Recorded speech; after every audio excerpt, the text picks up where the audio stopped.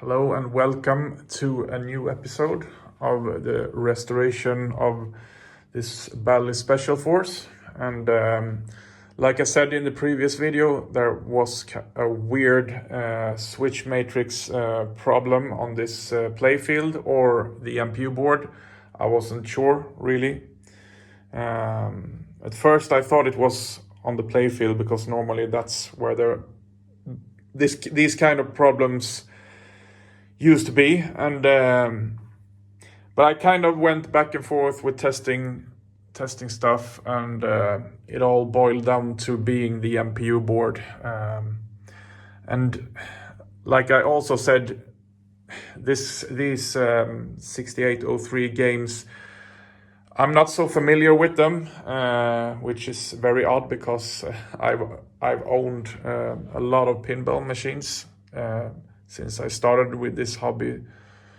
It's been, I think, 7 and 8 years now. It's kind of strange. I never owned one of these games, but you learn as you go, and it really came down to.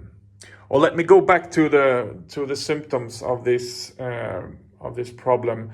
What was happening was that some of the switches were phantom triggering other switches, and mainly it was this inlane here and this inlane here. They are actually the same switch. They have the same wires, and it was this stand-up target and this stand-up target.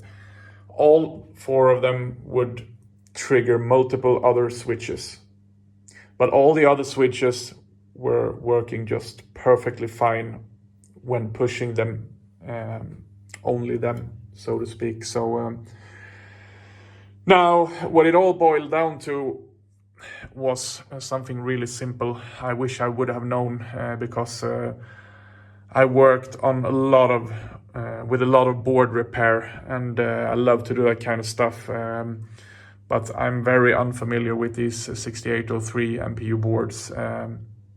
So I kind of checked it up on the PinWiki and other pages, and it really came down to the jump ring of the MPU board, because whoever owned this game in the past, somebody in the line forgot to jumper this MPU board to this specific game, Special Force. So I just jumped. There was actually just I think it was W8.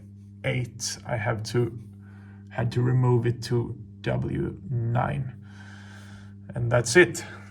All the switches are working great. Now I'm very curious to see what happens when I start up this game, and I gotta check, because there was some problems in the solenoid test before all this crap was solved. There was a problem with, I really don't know what it's really doing, but some kind of bright lights kind of stuff in the solenoid test. It was called. I guess it has something to do with the lights coming on in this jungle at the start of the game. I have no really clue, but we'll see when we do the solenoid test, because that was the only thing that didn't work in the solenoid test. So maybe it works now when all switches are working properly. Who knows? So then we have this coin door, which is a real mess, as you can see. So I got to figure out all these wires and which wire is going to which coin switch here. I did this actually this GI light over to the left here was the wires was just hanging in the open air, so I kind of repaired them with the shrink tube here, and it's going on. It went on directly after that, so that's great. Now I have both of them. The middle one doesn't have a lamp, so I don't care about it. The remote control seems to work really great. This kind of stuff is new to me. I'm really glad it worked. Didn't expect it to. What else? Oh yeah, we stabilized the cabinet over here. which I'm very glad it's been finally done. What's left now about the cabinet is, yeah, there's you gotta fix the assembly on the backside of this. Right now, this is only a nut on the backside of this bolt, so that's all that is holding this leg here.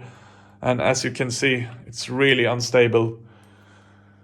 So yeah, that's all for this short video, and I see you next time. All right, so I'm in the midst of disassembling the playfield right now. The work has gone pretty smooth so far. Kind of looks like somebody's recently taken off the two ramps. Now the strange thing is that it's extremely dirty inside of the bumper area. So I don't understand why they haven't done anything to that while they took all the stuff off the playfield. Because it's clearly somebody's been in here, but not in here.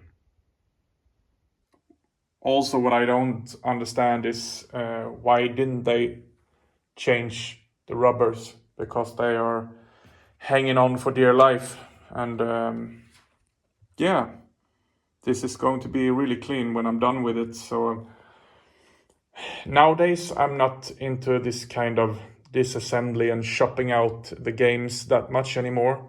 But sometimes it's kind of enjoying just to have a change from all the board repairs and listen to some music and do some stuff like this. So yeah, we'll see how it goes.